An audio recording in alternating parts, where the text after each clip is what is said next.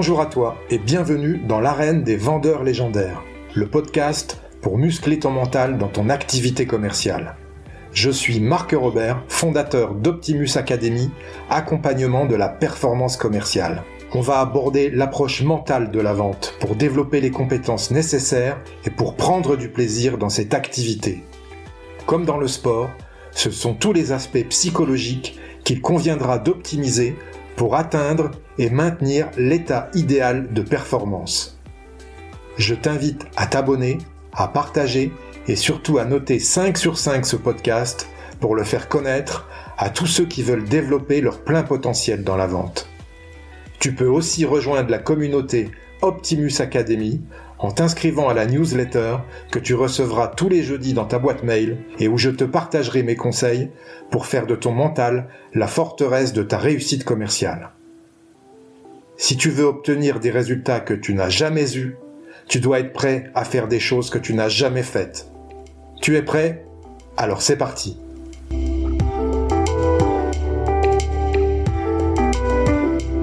Aujourd'hui, je reçois Arthur Naudion du site Archangel Academy. Bonjour Arthur. Bonjour Marc.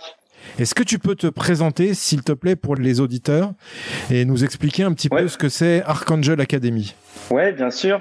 Alors, pour ma présentation, je suis quelqu'un qui suis issu du droit à la base. Je suis quelqu'un qui a fait de l'universitaire, qui a un master et qui par la suite a arrêté ses études parce que ça lui plaisait plus et que je suis passé en 2019 commercial. J'ai fait des entretiens pour chercher un métier de commercial car en fait, si tu veux, le monde de l'entrepreneuriat, ça m'a toujours plu et je me suis toujours dit que si tu as une bonne idée, faut savoir la vendre.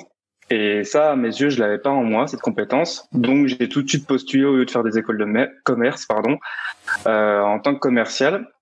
Ça a matché avec une grosse entreprise qui fait de la télésurveillance. J'ai été pris, je suis devenu commercial terrain.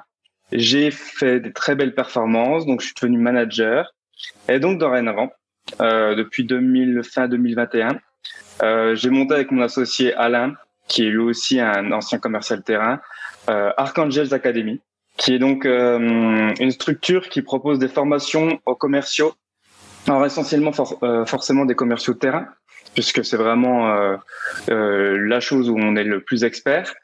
Et si tu veux, le but de cette formation, c'est que les commerciaux ils trouvent du plaisir, du temps, parce qu'en fait, on s'est rendu compte sur les chiffres, voilà, il y a des sondages qui sont faits que les commerciaux ils réussissent pas à atteindre leur objectif annuel 2 tiers d'entre eux. Donc ça c'est une vraie problématique. Sauf que les commerciaux, on a quand même le goût du challenge la plupart, et on veut les atteindre ces objectifs. Et donc on trime, on se fatigue, et finalement on prend plus goût à ce métier qui est un fabuleux métier à mes yeux, puisque tu as du relationnel, tu apportes des solutions à des problématiques, et ça c'est super important. Sauf que après, si tu es vraiment fatigué, finalement tu ressens plus cette passion, ce plaisir que tu as dans ce métier. Et donc, c'est ce qu'on vient venir chercher en augmentant le taux de transformation ou taux de conversion, ça dépend comment tu peux l'appeler, pour forcément avoir moins besoin de rendez-vous pour obtenir une vente. Et aussi venir augmenter le panier moyen ou le taux d'émargement. Pareil, selon le vocabulaire que tu veux utiliser. Parce que tu peux augmenter ton taux de transformation en faisant plein de remises et puis finalement, à la fin, tu as très peu de commissions. Et c'est le même problème, c'est que tu vas faire énormément de rendez-vous pour obtenir à la fin quand même un salaire correct. Donc, on vient aussi faire en sorte que les commerciaux arrivent à vendre, comme on dit, à valeur. Et comme ça, avec ce cocktail, ça permet d'avoir des commerciaux à la fin du mois qui réussissent leur objectif, qui ont le temps d'effectuer leur vie perso. Il y en a, ils ont des familles, ils ont des hobbies, des loisirs, du sport. Je sais que toi, en tant qu'ancien sportif, et moi qui aime aussi le sport, ça me tient à cœur de toujours avoir dans ma semaine du temps pour effectuer ce sport. Sinon, dans ma tête, ça va plus du tout. Après, j'ai besoin de ce sport. Et c'est ça qu'on va venir offrir à ces commerciaux avec cette formation. D'accord, ok. Donc, si je comprends bien, tu as laissé tomber la robe d'avocat pour prendre la sacoche de commercial. Ouais, c'est exactement ça en plus. Mes amis m'ont fait exactement la même remarque. Oui, j'ai abandonné la robe. Je t'avoue que ça a été sur le moment pas évident à l'annoncer. puisque j'étais vraiment, j'étais dans le concours, c'était lancé, j'avais fait les prépas et tout. Et puis, voilà, j'avais envie de changer, ça me plaisait pas. Il me manquait quelque chose, si tu veux. J'avais peur de m'ennuyer, de rester. Je me voyais plus comme un scribe à la fin que comme quelqu'un qui était véritablement dans l'action. C'est vraiment mon ressenti. Et j'ai voulu quitter tout ça. Et ça m'a plutôt bien réussi. Et maintenant, je m'épanouis là-dedans. Et du coup, je discute avec d'anciens collègues. Mais c'est vrai que finalement, d'avoir touché à ce monde de la vente, tu te rends compte que ça intéresse beaucoup de personnes parce que c'est assez nébuleux en France. Finalement, le monde de la vente, c'est quelque chose qui peut être qu'on met de côté. Alors, je sais pas pourquoi. Le commerce en France, c'est spécial. Si tu vois la vision qu'on a du commercial, c'est forcément une personne qui va venir te prendre quelque chose. Tu vois, genre qui va faire tout pour arriver à ses fins. Alors que pas du tout. Réellement, il y a vraiment une ambition d'apporter une solution et que bien sûr, tu auras le biais de négativité qui fait qu'on va tout de suite penser à ce commercial un peu véreux, mais c'est pas vrai. La plupart des commerciaux ne sont pas comme ça. Et qu'après, quand tu as des compétences de vente, ça te sert au quotidien. Ça te sert énormément. D'ailleurs, j'ai fait une certification pour être négociateur dans les relations commerciales complexes. Finalement, tu te rends compte qu'au quotidien, tu négocies. Je vois des amis qui sont parents le soir, quand on est à un repas, le gamin il va aller se coucher, t'es obligé de négocier un minimum si tu veux pas que ça parte en cacophonie et que le gamin il reste planté sous la table et que finalement le repas il est foutu. C'est ça. Donc voilà, c'est vraiment un monde qui me passionne maintenant. C'est tout l'objet de ce podcast, justement, lutter contre la mauvaise image que peut avoir la vente en France et revaloriser un peu les titres de noblesse du commercial, parce que sans commerce, il y a pas de business en France, en fait. Et ça, on a tendance à trop oublier. Mais finalement, si tu regardes, c'est le plus vieux métier du monde. Tu vois, il y en a deux finalement. L'autre, on le connaît aussi. Mais vraiment, le commerce, les relations sociales, elles se font à base du commerce. C'est-à-dire que je sais pas, avec les épices, tu vois, par exemple, dans le Moyen-Orient, ils avaient des épices, et puis ils savaient tisser, ils savaient faire du tissu. Le tissu, ça permettait de se couvrir, de se protéger du froid ou alors du soleil éventuellement. Puis les épices, ça permettait, quand tu proposais un plat à des invités, c'était le luxe d'avoir des épices parce que tu amenais des saveurs, tout ça. Et quand tu les avais pas, il fallait venir les chercher. Et puis on demandait à des négociateurs, ou en tout cas des marchands, d'obtenir le meilleur prix, etc. Et finalement, tu créais des relations de confiance entre différents pays. Donc c'est hyper vieux le commerce. Et ça a toujours été dans nos gènes, et ce qui a créé des belles relations. Tu regardes les pays, même économiquement, c'est pas par les guerres qu'on structure les choses, c'est par l'économie. On vient faire des relations commerciales hyper importantes. Donc ça commence de la base. Le commercial a la même fibre au départ. Je suis d'accord avec toi. Ok. Allez, on va démarrer. Arthur, si tu veux bien. Tu sais que ce podcast parle du mental dans la vente. Et justement, ma première question, c'est quelle est ta définition du mental dans la vente ? La définition du mental dans la vente, déjà, c'est vrai qu'il y a un mot qui revient souvent et qui est beaucoup utilisé, c'est le terme résilience.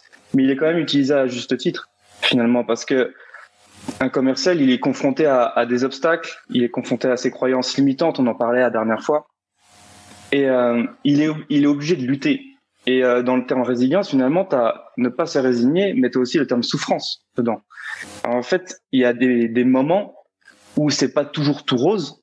Tu peux avoir des moments où t'as une souffrance interne. Tu vois, par exemple, en prospection, j'ai beaucoup d'élèves, tu ressens cette souffrance. C'est-à-dire qu'en prospection, tu fais en effet des portes et tu sais que tu as une moyenne qui va être de 30 portes, un rendez-vous.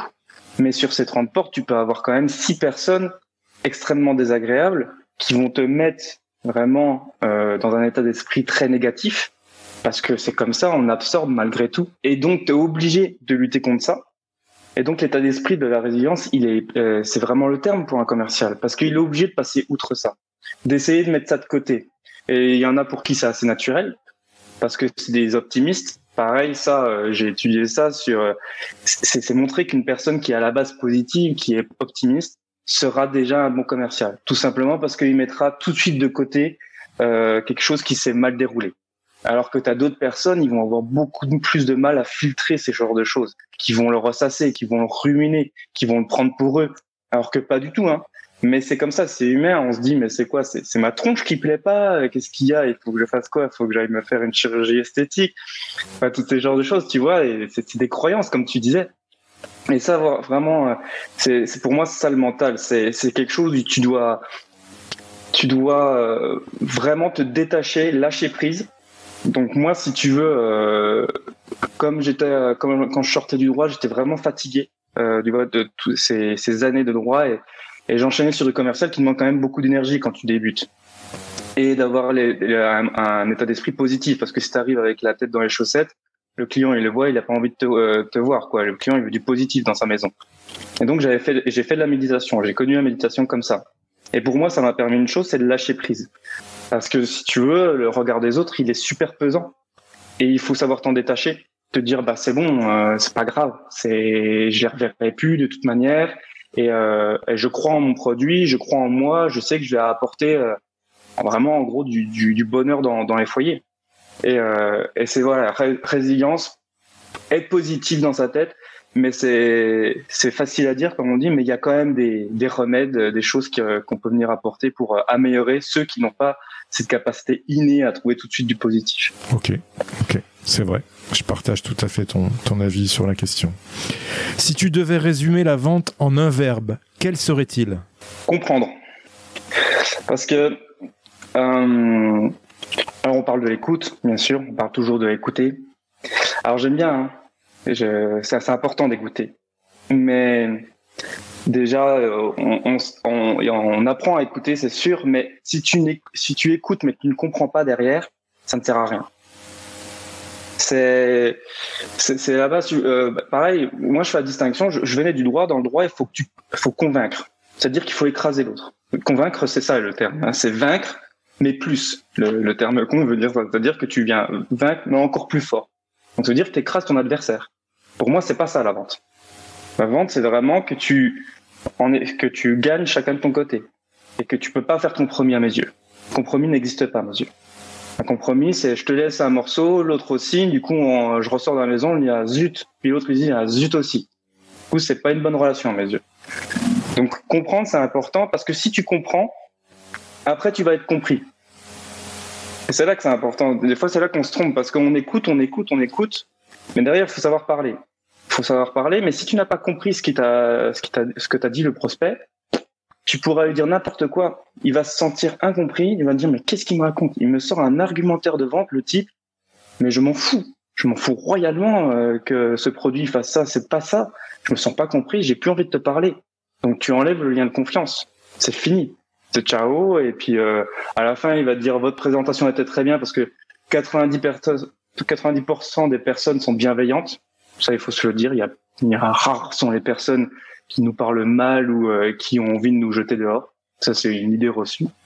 Et par contre, en effet, il va être poli et puis il va nous dire on se rappelle. Mais ça va pire des choses. C'est en effet ce que je dis à mes élèves. Quand vous sortez d'un rendez-vous, qu'on vous a dit je vous rappelle, ou alors ne serait-ce qu'un nom, mais qui ne savent pas pourquoi ils ont un nom, c'est eux qui se sont foirés. C'est pas la faute du client, du prospect. C'est parce qu'on n'a pas essayé de comprendre les intentions qu'il y avait derrière les réponses du client ou du prospect. Et c'est pour ça que le terme le verbe, si tu me demandes d'en dire un, c'est comprendre. Ok, parfait. Un nouveau départ dans ta nouvelle vie de vendeur. Qu'est-ce que tu fais tout de suite, dès aujourd'hui, pour développer tes résultats de vente, pour les améliorer? Ok. Je suis un jeune poussin avec sa sacoche qui est lancé sur le terrain et il faut qu'il trouve tout de suite qu'est-ce que je ferais dans ces conditions. Franchement, je prends ma sacoche, je me pose pas de questions, j'y vais avec le sourire, avec la banane, c'est hyper important. Ça, c'est hyper important. C'était mon premier conseil, je crois que j'avais fait. C'est genre, on se rend pas compte, mais le sourire, même si tu le forces, inconsciemment, ça va te mettre de bonne humeur. C'est où en fait, ça libère des muscles qui fait que si tu tires la gueule, tu tireras la gueule. Tu seras pas dans un bon move. Mais si tu te forces à ne serait-ce que lever un tout petit peu tes commissures vers le haut, tu vas tout de suite être dans un meilleur move. Et moi, tu vois, c'est ce que je faisais quand je me mets au tout début. Il fallait forcément créer son réseau, faire de la prospection, t'aller dans les villages. Et moi, à la fin, quand pareil, moi, prospection, je trouve que c'est un jeu, si tu veux. C'est vraiment, je me dis, je vais découvrir un nouveau village, tu vois. Je vais découvrir peut-être sa culture, peut-être qu'il y a des petits secrets dans ce village. Je vais discuter avec les gens, pas trop longtemps bien sûr, parce qu'après tu te retrouves à faire 4 heures de prospection, ça devient fatigant. Mais ouais, j'y vais. Franchement, il faut pas se poser de questions et il faut être patient en même temps. Tu vois, ça peut pas tomber d'un seul coup. Déjà, tu manques d'entraînement, donc ton discours il est pas rodé forcément. Mais par contre, ça ne veut pas dire qu'il est pas rodé, qu'il ne faut pas s'entraîner pour autant. Faut pas faire le mec, oui, il faut, dans 3 mois, ça arrivera. Non. Par contre, il faut charbonner. Et moi, je me souviens, au tout début, pareil, je faisais quelque chose, et ça vient du droit, c'est que, pour l'éloquence, par exemple, je m'entraînais dans le miroir à faire mon discours. Faire mon discours de porte, faire mon discours, des fois des petits passages, tu vois, quand t'as ta présentation produit, pour voir, quelle image je dégageais. Et est-ce que je donnais une bonne image, même par rapport à moi? Parce que des fois, tu peux t'en rendre compte. Et ça, ouais, c'est ce que je fais au tout début. Okay. Je l'ai fait d'ailleurs. Donc, je résume, tu souris, tu apprends à être patient et tu t'entraînes. Ouais, carrément. Il faut s'entraîner. Ok, je suis d'accord. Quels sont les fondamentaux du métier de commercial selon toi? Il y a la préparation. Donc, ça rejoint l'entraînement.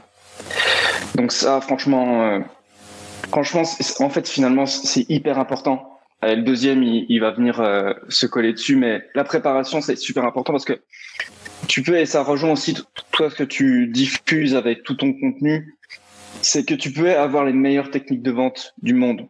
Tu peux lire tous les bouquins que tu veux. Tu peux suivre ma formation si tu le souhaites, tout ce que tu veux. Mais si derrière, tu ne fais pas de préparation, si tu ne te forces pas à te préparer des états d'entraînement, à te préparer sur ton rendez-vous, à venir récapituler ce que tu as vu auparavant, ça ne servira à rien. Il n'y a pas de miracle. Il n'y a pas de potion magique qui fait que tenez, ingérez cette formation et puis c'est fini. Il faut que ça vienne aussi de toi. On peut pas te piquer et puis tu deviens le meilleur vendeur du jour au lendemain. Ça n'existe pas, ça. Ou alors le mec, il était déjà excellent à la base et ok, c'est bien, il y en a qui sont comme ça. Mais moi, à mes yeux, on peut devenir tous des très bons vendeurs. C'est juste qu'il faut avoir des bonnes pratiques et des bonnes préparations. Et le deuxième, par rapport aux fondamentaux, l'organisation, ça peut tuer un superbe élément. Moi, quand j'étais manager, j'avais un vendeur qui était excellent, qui avait énormément de charisme, qui arrivait à vendre extrêmement cher, comme on dit, donc à valeur, donc qui émargeait. Donc lui, c'était super, il avait des superbes cops. Par contre, derrière, l'organisation a été pourrie. Et du coup, qu'est-ce que ça entraînait? Ça entraînait du stress, de la fatigue, de la perte de temps. Et finalement, tout ce potentiel qu'il avait, on le voyait plus. Puisque ce qu'on voyait, c'était juste quelqu'un qui courait partout. Et c'est pour ça que l'organisation, c'est fondamental. Et il y en a, et pareil, moi, j'arrive à être quelqu'un de très organisé. Mais il y en a, ils le sont moins, mais c'est pas pour autant qu'il faut pas venir l'apprendre et dire oui, moi je suis comme ça, je suis pas quelqu'un d'organisé, c'est comme ça. Ouais, mais quand tu choisis un métier, il y a un moment, il faut quand même justement venir apprendre certaines bases et celui-ci en fait partie clairement pour pouvoir révéler tout ton potentiel. C'est comme pareil pour le sport, c'est hyper important d'être organisé. Ok. Préparation. Ouais. Et organisation. D'accord. Ouais. Quelles sont, selon toi, les valeurs qu'il faut développer, qu'on doit tout savoir dans notre métier commercial? Alors, moi, mes valeurs, c'est fun and serious. C'est-à-dire qu'il y aura toujours de la bonne humeur, toujours des blagues, de l'humour, voilà. Mais par contre, c'est carré, c'est sérieux le boulot derrière. C'est-à-dire qu'on blague, ok, c'est cool, mais par contre, travail bien fait. Ça, c'est une valeur importante. Et la deuxième, mais vraiment en tant que commercial, c'est la valeur... je sais pas si je t'en avais déjà parlé, mais c'est feignasse efficace. Ça, c'est ma deuxième valeur. C'est vraiment un terme que j'utilise parce qu'il veut tout dire. C'est dans le sens, c'est pas fainéant, tu vois. Fainéant, pour moi, c'est quelqu'un qui veut quelque chose, mais qui fait rien pour l'avoir. Une feignasse efficace, c'est quelqu'un qui aspire à quelque chose et qui va se donner les moyens d'y accéder, c'est-à-dire qu'il va se mettre un gros coup de pied au cul au départ. Il va mettre des process en place. Il va se préparer pour atteindre cette exigence. Et après, comme il va rentrer dans une forme d'habitude, pareil, comme au sport, comme un shoot au basket, T'es obligé d'en faire des milliers pour qu'à la fin, t'aies un réflexe musculaire qui fait que ça va rentrer les yeux fermés dans le panier. Et ben là, c'est pareil à Phineas Efficace. C'est qu'à la fin, il est tellement habitué que pour certains, ça pourrait paraître compliqué, mais en fait, pour lui, c'est devenu une habitude et ça devient simple. Et c'est là que ça devient efficace. Et c'est là que lui, il économise énormément d'énergie et qu'il peut faire encore plus. Et pour un commercial, ça, c'est intéressant. Il est toujours obligé de mettre les process, on s'entraîne à les faire, et après, c'est plus un process, c'est ancré en soi, c'est dans l'ADN. Ok. Et ouais, ça, c'est important. Il y a beaucoup de choses très intéressantes dans tout ce que tu évoques. Hein. Il y a beaucoup de valeurs. Je te remercie. C'est top. Je t'en prie. Quelles sont les habitudes types de ta semaine pour développer tes ventes ? J'ai forcément les habitudes de mon dernier job. Je dis job parce qu'en fait, je le voyais pas vraiment comme un métier. Je m'éclatais tellement, mais ma semaine se prépare la semaine d'avant, à mes yeux. Donc déjà, vendredi, je savais déjà comment allait se présenter ma semaine suivante. Donc tu as une semaine pour moi qui démarre avec qui se coupait en deux finalement. Tu as une semaine première partie avec des rendez-vous qui sont déjà calés de la semaine dernière. Et après tu pars après sur la prospection ou alors si tu as beaucoup de recommandations, ce qu'on appelle le parrainage, là tu viens travailler dessus. Et elle était établie comme ça. Après et pareil on faisait toujours marqué dedans des phases de training. Même si on était bon, on s'entraînait toujours avec mes gars. On continuait de s'entraîner tout le temps. On se relâchait pas. On venait des fois venir prendre juste un sujet précis, tu vois, du déroulement du rendez-vous. Venez les gars, on va travailler ça précisément. Donc qu'est-ce qu'on faisait ? On venait travailler peut-être des mots, des subtilités, tu vois, dans le langage, qui font que ça peut faire des déclics psychologiques. Ça, c'est super important, tu vois. C'est des choses. Pour moi, le rendez-vous, pareil, c'est comme le spectacle. T'as 2 heures, et il faut que la personne qui te voit, elle sait pas ce qui passe autour de toi, mais elle sait que t'es présent à ce moment-là et que t'es là pour elle. Et c'est ça qu'on essayait de faire, c'est que ça paraissait naturel, mais en fait, c'était entraîné. C'est-à-dire qu'on avait un cadre, on avait un fil directeur, qu'on appelle aussi un plan de vente. Mais tu vois, qu'on venait dans ce filigrane, on disait, tu vois, ça, il faut que ça soit un peu plus naturel. Parce que là, on sent que tu vas être dans une autre mouvance et on sent que tu veux le faire basculer là-dedans et que tu veux l'amener ici. Donc ça, on va venir le retravailler. Donc c'est pour ça, ouais, dans l'organisation, il y avait toujours du training. C'est important ce que tu dis. Il y a très peu maintenant de sociétés, une fois que le commercial est en place, qui continuent à faire du training dans sa boîte. Alors que je suis d'accord avec toi, c'est super important le training. Et souvent, j'ai vu pour avoir managé des commerciaux qui prenaient un mauvais pas, une mauvaise façon de faire, et ils restaient enfermés dedans sans s'apercevoir qu'il fallait changer. Ouais, mais c'est tout à fait ça. C'est-à-dire que les meilleurs commerciaux, à mes yeux, tu vois, je parlais avec les meilleurs vendeurs, je suis associé à l'un d'entre eux. Et en fait, à chaque fois qu'on discutait, il n'y avait jamais de réponse dans le sens « oui, ça, je le sais déjà ». Il y avait par contre « ah ouais, c'est pas mal » ou « ah ouais, j'avais oublié ». Il n'y avait pas « je sais, arrête de me bassiner, c'est moi le meilleur », tu vois. Et les meilleurs vendeurs, pour moi, c'est ceux-là. C'est ceux qui viennent toujours se dire « je peux toujours emmagasiner plus et apprendre de l'autre, même si il est débutant, tout ça. Il peut toujours me rappeler, par exemple, un basique. Moi, ma crainte, en tant que formateur, c'est d'oublier que j'ai été débutant. Et ça, je l'ai vécu à un moment, surtout dans les phases de prospection, c'est-à-dire que j'expliquais quelque chose, mais à mes yeux, ça paraissait simple, mais parce que c'était ancré dans mon cerveau, le process était fait, j'arrivais à faire des clics très rapidement, mais pour mon élève, pas du tout. Lui, c'était tout nouveau. Je disais, mais attends, Arthur, ce que tu me racontes là, peut-être que pour toi, c'est simple, mais pour moi, ça me paraît d'une difficulté. Et là, j'ai des clics, je vais, ah ouais, attends, Arthur, rappelle-toi quand toi, t'étais débutant, comment tu voyais les choses. Et tu vois là, ça rejoint ce que je te disais au tout début avec le verbe comprendre. C'est ça, en fait. C'est que j'ai enlevé cette compréhension de sa problématique à lui. Et que du coup, quand je lui expliquais, lui, il comprenait rien. C'est pareil pour un prospect. Et donc l'entraînement, alors nous on s'entraînait, souvent on était des fois c'était moi avec mon gars, mais souvent on essayait d'être 3 voire 4 pour avoir aussi des regards extérieurs. Pour dire t'avais le ressenti, donc moi si je jouais le client, et puis aussi des 2 autres on disait par contre ouais, on l'a vu comme ça, on a vu ça, etc. Pour vraiment avoir un regard extérieur et finalement ne pas avoir un phénomène de jugement, genre je te juge, tout ça. Non. tout le monde participe, tout le monde est dans une bienveillance, tout le monde veut se tirer vers le haut. Donc on essayait d'être au moins 3 minimum. Des fois, on peut pas forcément, t'imagines, quand t'as beaucoup de rendez-vous, tu peux pas ramener tout le monde à l'agence, ou alors, des fois, on faisait ça dans un bar, tu vois, ça faisait rire le barman, mais du coup, il se plaisait au jeu, et puis à la fin, à la limite, il se posait des questions sur le produit. Donc, tu vois, tu fais un bruit de glace naturel, mais ouais, l'entraînement, il faut jamais l'oublier. Mais quand tu viens pas du sport, c'est difficile à expliquer à des gens qui n'ont jamais fait de sport. C'est vrai de leur dire qu'il faut toujours s'entraîner, parce que dans le sport, c'est ça. Si tu arrêtes de t'entraîner, et ce que j'aime bien d'ailleurs dans le sport, c'est que ça te ramène de l'humilité. C'est si tu t'arrêtes de t'entraîner, bah tu perds le niveau que tu avais obtenu, et donc tu es obligé de retravailler sur toi, de dire ok, je suis obligé de repasser par là, je suis obligé de refaire ces étapes pour revenir à ce niveau, et une fois que je suis à ce niveau, je pourrais enfin refaire ces exercices pour passer à un autre niveau. Et je trouve que le sport amène véritablement cette valeur en soi là-dessus. Ok, je te remercie, ça fait une transition avec ma prochaine question justement. Au sujet de l'énergie, puisqu'on sait que dans la vente, pour durer, pour être un bon vendeur, ça nécessite beaucoup d'énergie. Et toi justement, comment tu gères ton énergie pour performer ? Ouais, t'as totalement raison. L'énergie, en fait, dans la vente, je pense que le saint graal de la vente, c'est la régularité.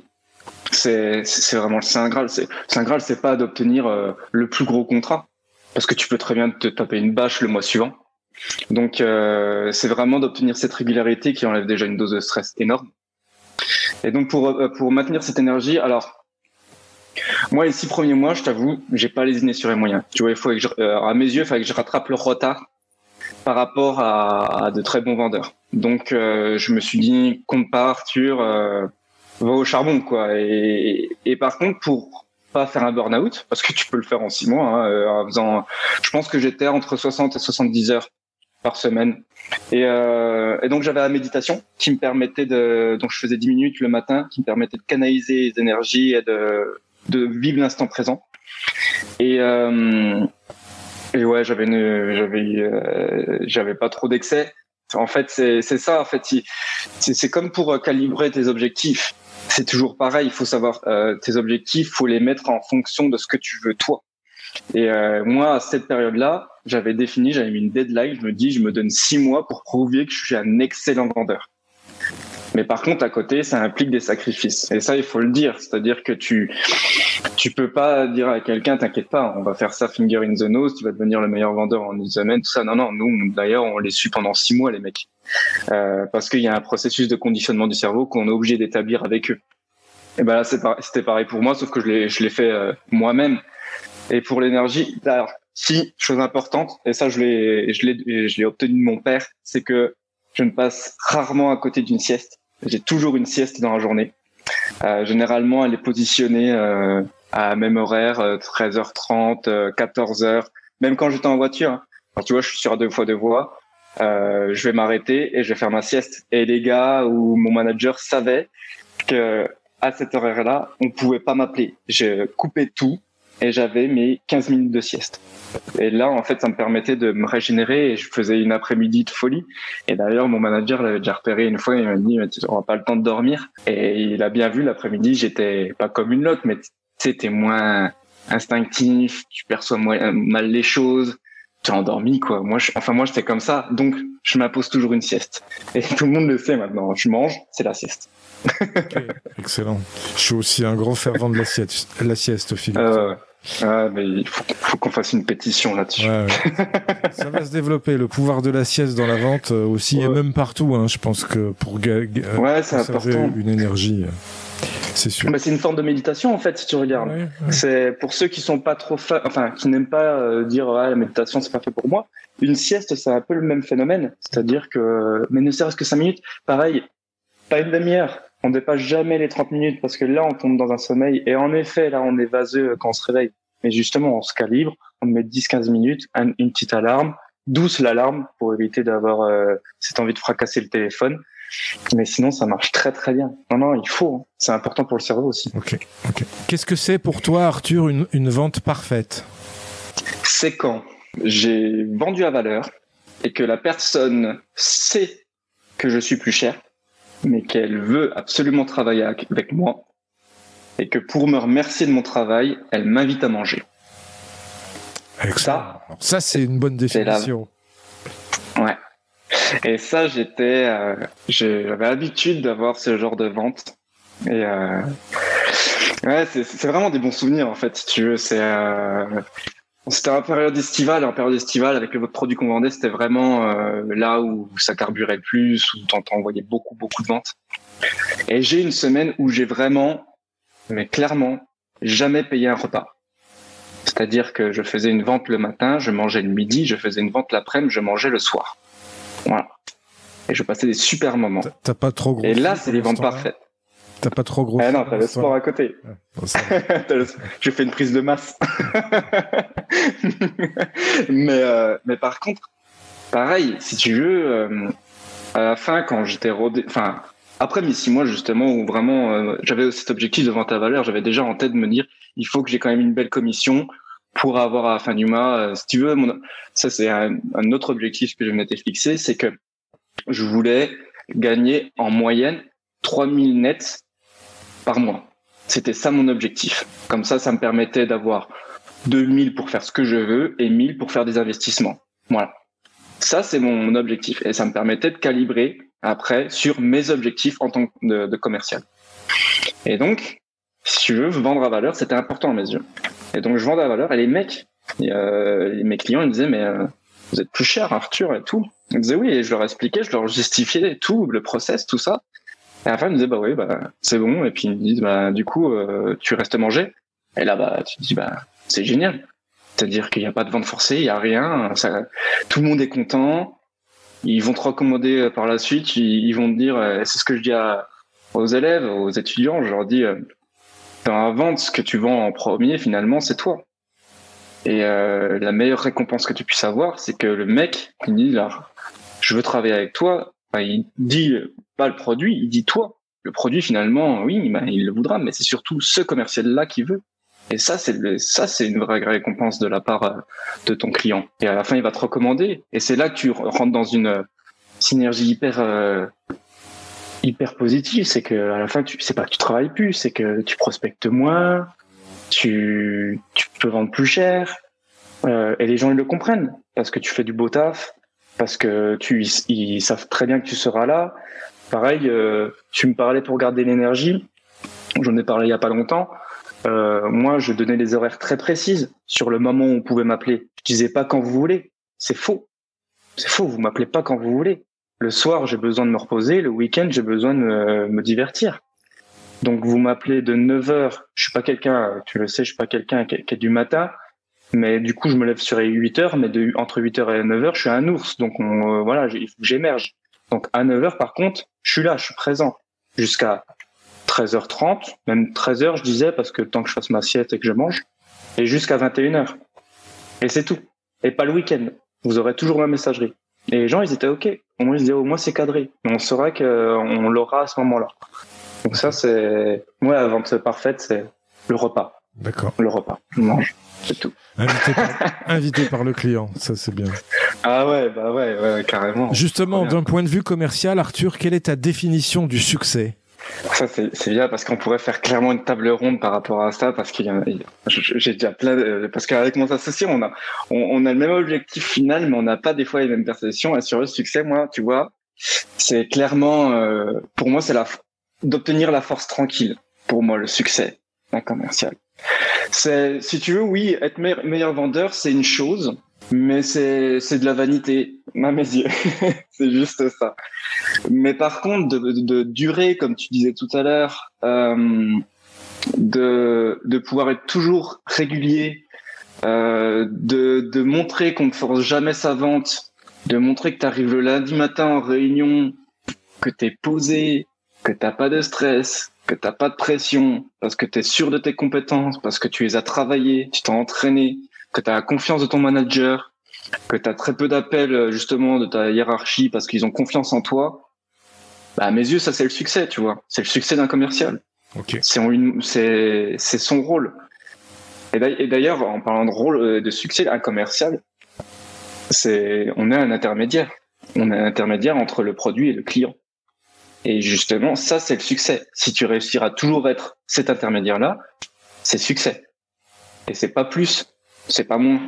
Mais je vois des fois des commerciaux, une fois qu'ils ont justement ces ventes qui arrivent, beaucoup de ventes, ben ils se mettent plus dans le véritable rôle du commercial. Ils se mettent au-dessus. Et des fois, ça peut amener à des confrontations clients où le client lui dit c'est fini là, vous avez arrêté de bomber le torse et de me prendre de haut. Et là, parce que en fait, c'est pas le succès là qu'il faut avoir du commercial. Et donc, un commercial, c'est un intermédiaire qui est régulier, qui fait la transition entre le produit et le client, ni plus ni moins. Et c'est largement suffisant. J'adore. Je valide totalement. Merci. Quelle est la petite victoire que tu t'accordes souvent et qui rebooste ta confiance en toi? Ouais, c'est super important, ça. Ouais, t'as totalement raison. Ça, ouais. Il faut toujours avoir une image positive quand on a des moments de creux. Alors, c'est vrai que ça fait un moment que je me suis pas mis d'image positive comme ça parce que sur les moments de creux, mais c'est toujours si, mais en fait c'est à chaque fois j'ai une image de plusieurs de mes clients qui me serrent la main avec un merci très franc et une certaine émotion. Et ça me rebooste en fait. C'est pas pour faire genre le tel commercial, on est à fond pour 100% pour ses clients. Ça aussi, il faut pas trop en faire des tonnes là-dessus. Il y a un moment, voilà, on a tous ses intérêts, on a besoin de vendre et forcément, on va pas dire je donne 100% pour le client, d'accord, c'est vrai. Mais arrêtons non plus d'en faire des caisses là-dessus.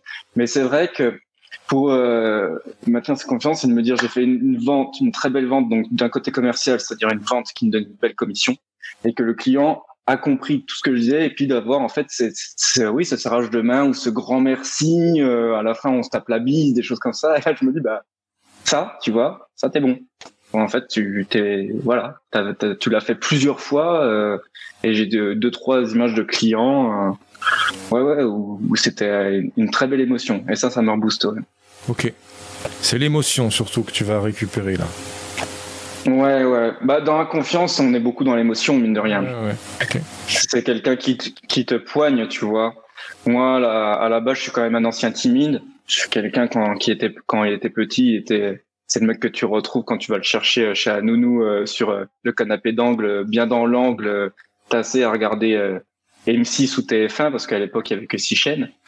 Mais tu vois, il dit pas un mot, il moufte pas. Et s'il peut être invisible, il le ferait. Et ça, j'ai dû travailler là-dessus. Et maintenant, c'est pour ça que c'est pas impossible, tu vois, d'être un ancien timide et d'être un commercial. Mais pareil, ça se travaille. Il faut essayer de comprendre parce qu'en fait, je suis un handicapé social à la base. C'est-à-dire que je ne comprenais pas comment se faisaient les liens sociaux. Je n'arrivais pas à passer ce cap-là, à comprendre la communication. J'étais extrêmement mauvais aux communications auparavant. Mais je l'ai travaillé. Et ouais. Ça fait sens avec la prochaine question. Quel est l'échec le plus cinglant qui t'a permis de progresser? Des échecs, j'en ai eu. J'en ai eu pas mal. Tu vois, j'ai loupé mon bac. Je viens d'une famille où il faut que ça soit réglo. Hein. Faut que tu fais ton bac, tu passes tes études, tout ça. Moi, j'ai loupé mon bac. J'ai loupé une fois. Je l'ai passé après. J'ai eu mon permis avant mon bac. Moi, par contre, le permis, tu vois, sentiment de liberté, je voulais l'avoir tout de suite. J'ai loupé ma première année de droit. Après, j'ai enchaîné quand même. L'échec, t'en as eu plusieurs en fait. Les échecs me marquent pas réellement parce que ça, je sais que j'ai ces capacités maintenant de rebondir. Donc, pour moi, ça va pas me faire mal, mais par contre, je sais que j'ai merdé ou en tout cas qu'il y a quelque chose qui est pas en adéquation avec ma façon d'être.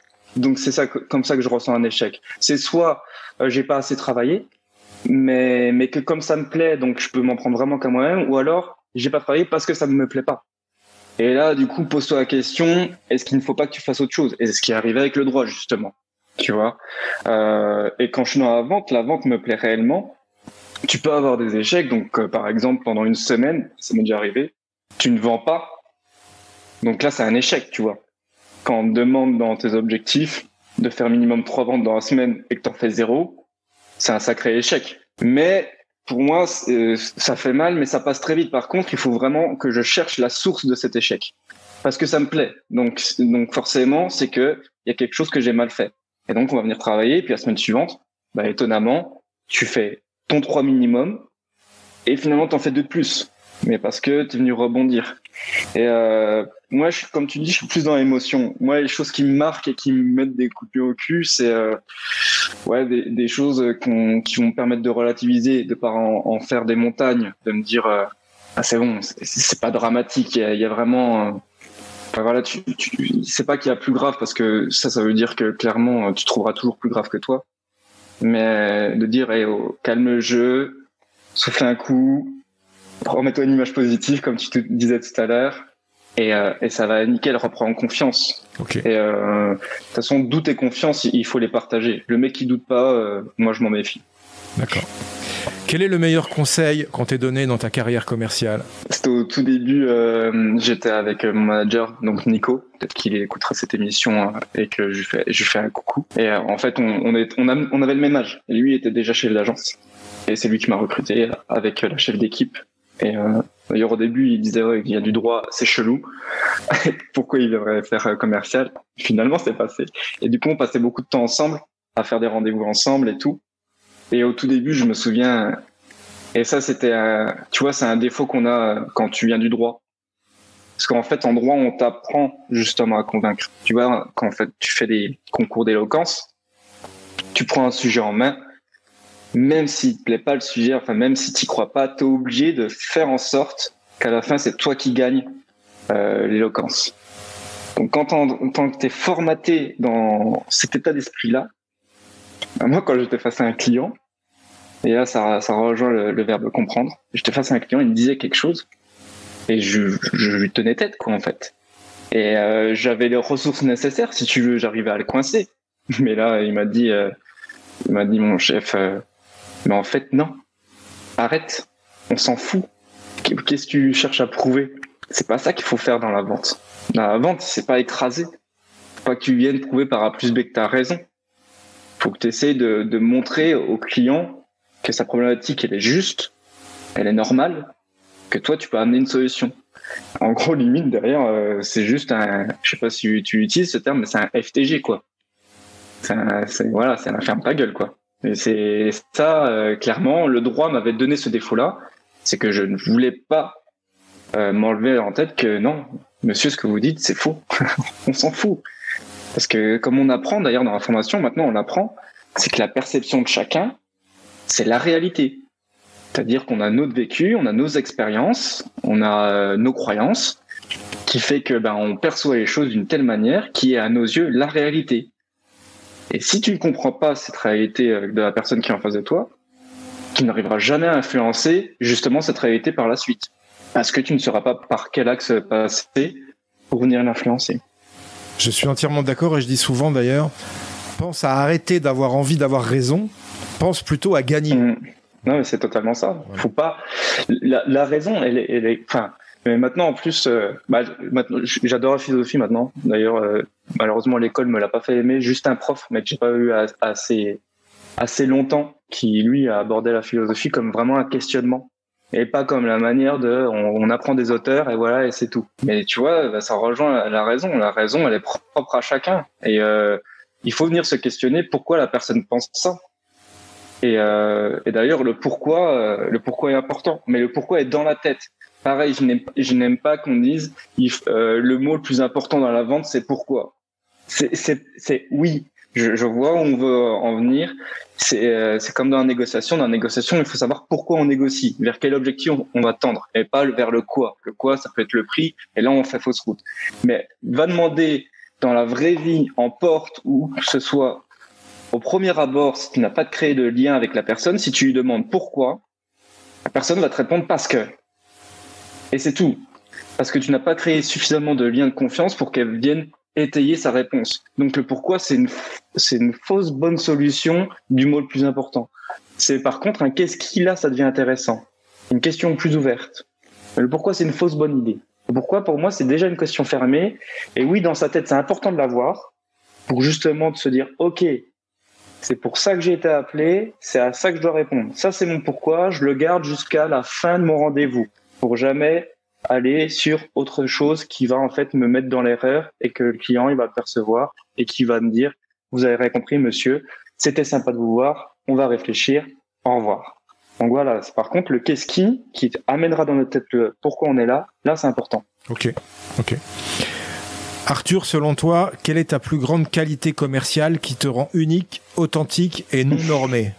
Mon lâcher prise par rapport au métier. Je suis très très cool, si tu veux, mais pas cool dans le sens aphasique. Hein. Genre Jean-Michel, je me suis pris un joint avant de venir. Non, mais dans le sens pas de stress. On a le temps, même si je sais que je vais cadrer mon rendez-vous pour qu'il tient dans le timing que j'ai décidé, mais il n'y a pas de pression, tout va bien, on y va. Oui, c'est de la vente, vous inquiétez pas, tout va bien se passer. On dédramatise tout, ouais, c'est ça. C'est-à-dire qu'il n'y a pas de pression. Si tu veux, je ressens pas la pression là-dessus. J'ai pas la pression de me dire il faut à tout prix que je vende tout ça. Je sais pas comment te l'expliquer, mais je n'ai jamais ressenti ça. Je comprends. Ce qui te permet aussi de ne pas mettre la pression sur ton prospect aussi. Ouais. Forcément, il le ressent. Ouais, c'est une question d'intention. Ouais. Mais pour la prospection, tu vois, il y a quelque chose qui surprenait toujours mes gars, c'est qu'ils me disaient mais t'es content d'être là? Et en fait, je disais je sais pas que je suis content, c'est que maintenant que je suis là, autant faire les choses comme il faut, donc autant en profiter. Donc je leur disais là, vous voyez, on est dans un village, il neige, on va en avoir plein les bottes, mais on est prêt pour ça. Du coup, on va blaguer sur cette neige et tout, et puis on va sortir les pébrocs. Et puis voilà, et puis on va s'éclater, et puis on va se lancer des boules de neige aussi.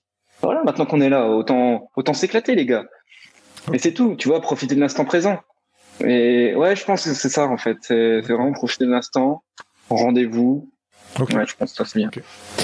On va parler des émotions dans la vente justement, c'est important, la bonne gestion des émotions dans la vente. Comment tu gères tes émotions dans la vente? Est-ce que tu as une stratégie pour gérer la pression des résultats? La pression des résultats, pour moi, elle vient souvent de la pression financière. Souvent. C'est-à-dire que si dans ta vie perso, enfin tes finances, déjà, c'est pas la joie, c'est une première pression. Ensuite, si tu es quelqu'un qui regarde beaucoup les chiffres, tu te remets une deuxième pression. C'est-à-dire que tu regardes... Je suis à 0 sur 3, enfin je suis à 0 sur 10, ou alors je suis à 0 sur 5, que des trucs comme ça. Là, tu te remets une deuxième pression. Et moi, je faisais en sorte de me l'enlever très vite. Et ça, on l'a avec mon associé Alain, en faisant en sorte... déjà, moi, la pression financière, je faisais en sorte de le mettre de côté. J'arrivais, parce que c'était carré là-dessus. Donc là, j'avais pas ce problème-là. Tu vois, si c'est pas d'histoire d'emprunt, tout ça... voilà, je suis comme ça. J'arrive à être rapidement... organisé là-dessus, donc ça j'avais pas ça. Et puis sur les objectifs, comme pour mon associé, on faisait en sorte d'atteindre les chiffres en moins de 15 jours. Et du coup, pendant les 15 premiers jours, on n'a pas vraiment de pression, puisqu'on sait que, enfin, inconsciemment, tu sais que c'est pas réaliste par rapport à la normale, mais que si ça atteint derrière, c'est banco. Donc en fait, tu le prends comme un jeu, encore une fois. En fait, tu transformes tout en un jeu. On connaît nos capacités, et puis c'est encore une fois, si tu t'entraînes, c'est pareil, tu vas prendre confiance en tes capacités. Donc naturellement, si tu fais bien les choses, les résultats vont tomber. Okay. Et ça rejoint ce qu'on disait tout à l'heure, patience, confiance, en fait c'est lié. Il faut être patient et avoir confiance. Mais pas juste avoir confiance, si t'es pressé, ta confiance elle est pétée tout de suite. Je suis d'accord. Ok, d'accord. Qu'est-ce que tu crois vrai, Arthur, qui va à l'opposé de ce que pense tout le monde? Bon, il y a un point qui me vient rapidement, hein, tu vois, c'est par rapport aux remises. C'est vraiment un point, je sais pas, on ne sait pas trop en parler, tu vois, des remises, tout ça, genre, c'est mal vu. Non, moi, je fais pas de remises, tout ça. Non, mais si on fait des remises, c'est une arnaque et tout. Alors déjà, je pose les choses sur le terme arnaque. Arnaque, c'est égal mensonge. Donc, s'il n'y a pas de mensonge, il n'y a pas d'arnaque. Ça, c'est important à avoir ça en tête. On sort le mot arnaque bien trop souvent, à mes yeux. Pour revenir à la remise, c'est normal. Elle est normale à partir du moment, par contre, où elle est bien justifiée. Et ça, pareil, la remise, c'est quelque chose qui a pour objectif de faciliter ce que je disais, l'aspect décisionnel. Et si tu le justifies bien, la remise, elle est normale. Par contre, oui, si tu arrives à la fin, donc ton fameux closing, où tu as un prix de catalogue qui est de temps et que le mec il dit on va réfléchir et que miracle t'as 50% qui jartent et que tu veux dire alors c'est mieux là, tu m'étonnes que là c'est pas normal. Mais par contre, si tu as bien amené les choses et que tu lui expliques que tu as un environnement qui implique ceci, alors pareil, pas utiliser, je donnais un petit tips là, mais jamais utiliser le mot condition. En France, le mot condition veut dire restriction. Donc on est allergique au terme condition, on n'aime pas ça. Donc on n'utilise jamais à condition de, parce que ça veut dire qu'on impose. Et en vente, faut jamais imposer. Il faut imposer sans imposer. Si on dit, par contre, je peux vous amener ça, mais ça implique par rapport à moi que ça engage à ceci et cela parce que ça me favorise pour ça et que c'est pour ça que je peux vous amener ça et je sais que ça, je vous demande quelque chose d'un petit peu plus rapide, mais pour favoriser l'aspect décisionnel, eh ben, on a bien eu conscience de ça. C'est pour ça qu'on a ce tarif-là. Bah, tout de suite, là, bizarrement, ça passe mieux. Parce que le mec, il comprend les tenants et aboutissants. Il dit, ah, ok. Donc, moi, clairement, quand j'entends, je suis quelqu'un qui ne fait pas de remise, ouais, ok.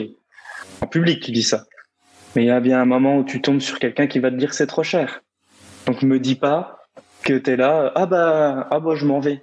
Ouais, d'accord. T'avais pas de remise dans ta besace. Non, bah si, voilà. Donc arrête. Ok. Voilà. Ça marche. Est-ce que tu as un mantra, une formulation positive qui tourne en boucle dans ta tête? C'est par rapport à la motivation.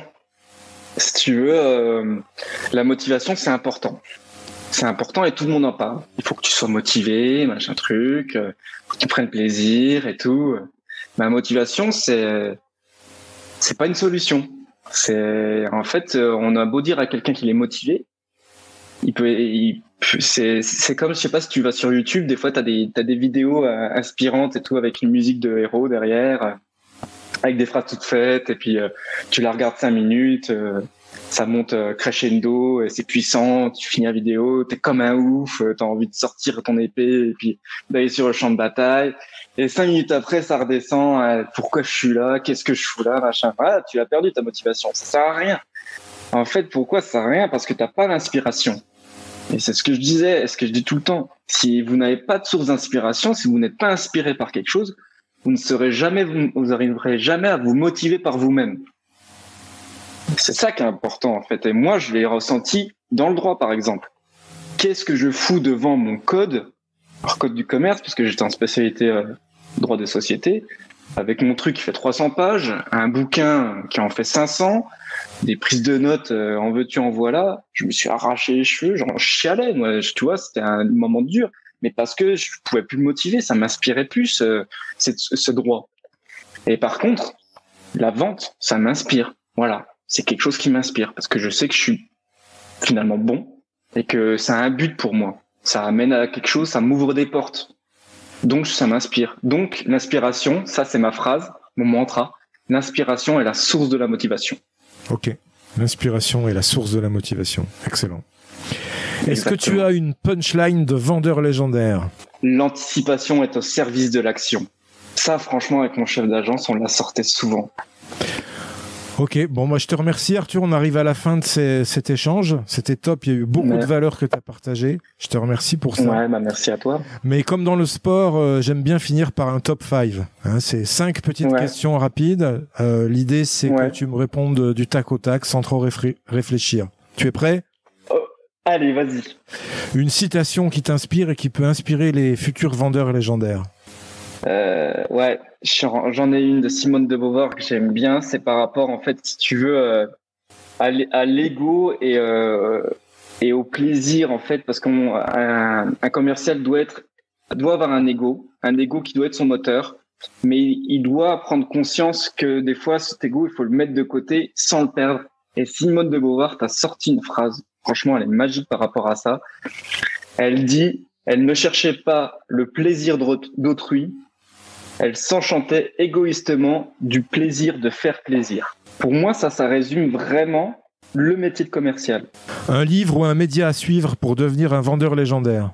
Donc, il y a ton contenu, parce que ça va venir parler d'état d'esprit, ça va parler de comment venir se motiver par soi-même, etc. Et il y a le sport en plus, il y a des personnes qui vont se reconnaître énormément là-dedans.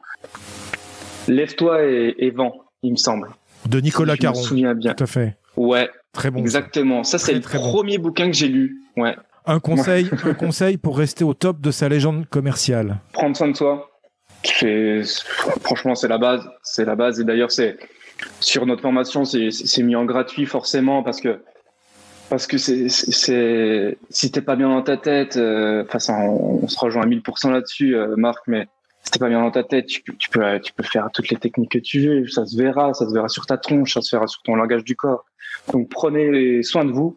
Mais réellement, hein, c'est-à-dire que, il faut quand même des fois se structurer, se lever comme il faut, avoir ses heures de sommeil qu'il faut, s'alimenter comme il faut. Enfin, moi, tu vois, j'ai besoin d'une sieste. Si j'ai pas besoin de sieste, je suis plus un vendeur légendaire. Hein.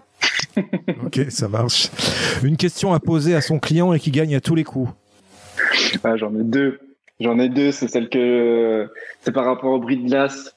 Tu sais, dans les formations, souvent le bris de glace, franchement, moi, ça m'a saoulé, ça. Ça aurait rejoint ce que tu m'as posé la question, genre, qu'est-ce que tu prends à contre-pied? Moi, il n'y a pas de bris de glace, clairement.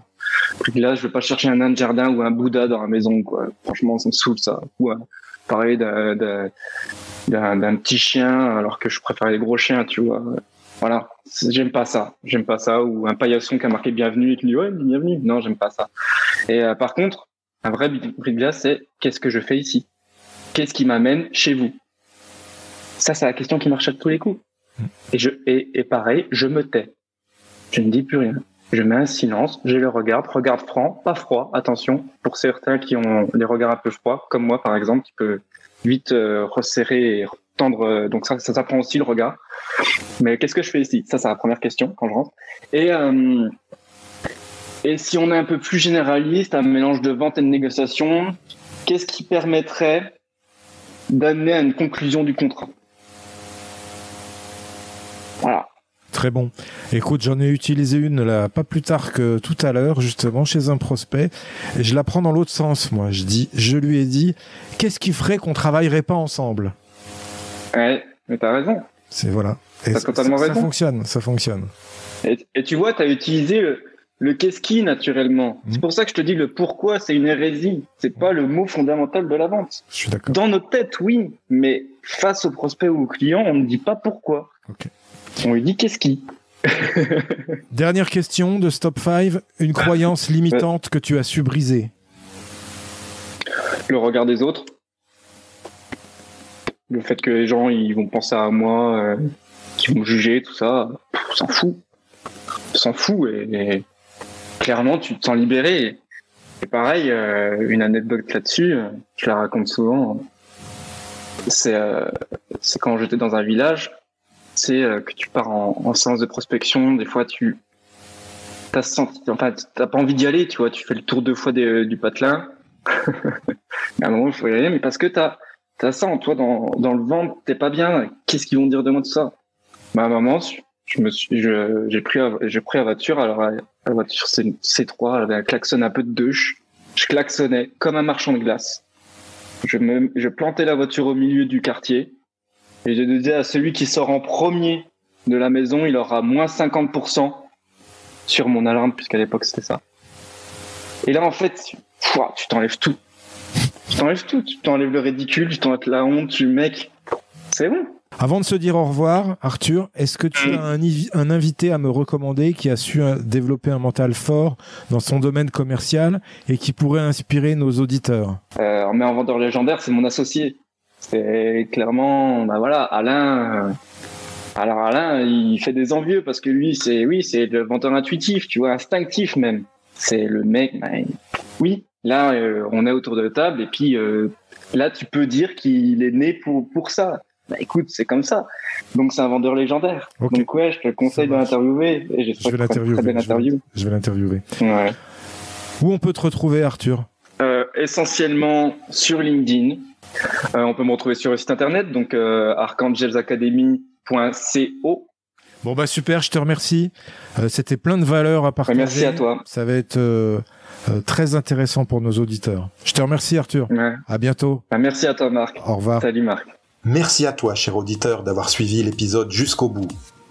J'espère qu'il t'a plu, que tu as appris des choses et surtout que tu vas pouvoir les implémenter dans ton activité pour améliorer tes résultats. Pense bien à noter 5 sur 5 ce podcast sur ta plateforme d'écoute et à le partager. Je te dis à bientôt pour le prochain épisode. Mentalement fort. We'll be back.